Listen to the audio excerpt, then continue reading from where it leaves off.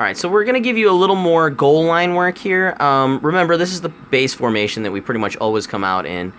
And let me hot rod it for you real quick here.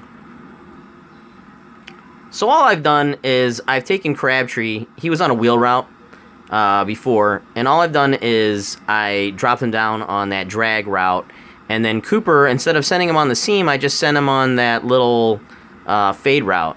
So let's go ahead and we'll take a look at the result real quick.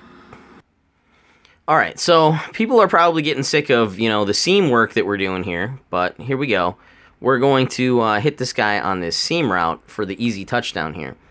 And I know, like I said, a lot of these plays are to the seam, and that is where the weakness is, but the reason that this is different is, number one, it's super quick strike play to that left side, but it's going to be a different variation on this side over here with the fade route, and I'll show you that in one moment here.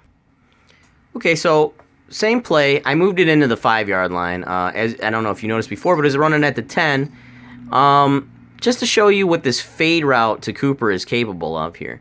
So remember, that guy runs on a little slant, like a little hitch and slant route there. Now your seam is still open over here to the slot receiver. Well, actually he's the outside receiver, but he's running that seam route, and he is still open there. You can hit him. It's can be difficult because, as I said, they're going to float with that linebacker. We all know that. That's the strategy when it comes to the goal line.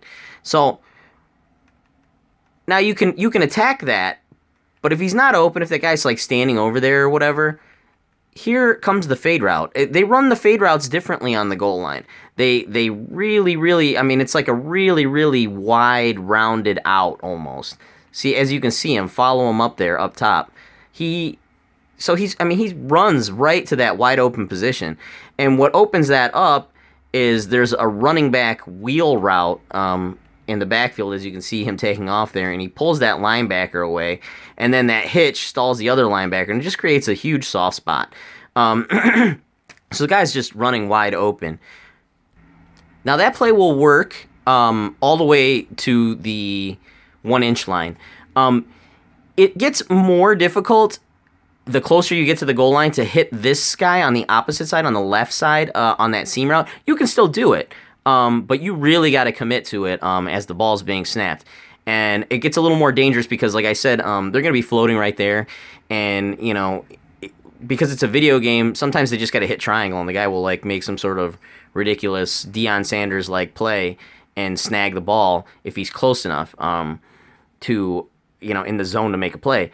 But that's why you have this guy, and it opens up a little bit later, so which I like. So if you see immediately that other one isn't open, you still have time to come back the opposite way and hit this guy who's sitting wide open in the back of the end zone. So I know you guys are getting tired of the seam work probably, but there's really, as long as they're picking cover 3, there's nothing that they can do about it. So I'm giving you different variations of that seam work because this is unique in a sense that it goes to the outside, not the inside. If you remember the other plays on the goal line, they kind of were running a skinny post. They would have to come inside, and you really can't run both on the same play. I've tried it, but it works. This play works particularly well against the dime on the goal line nickel and the goal line and the nickel, and you know. The cover 3 and cover 4, it works against as well, but not so much that seam route on the left. Pretty much only this one on the right.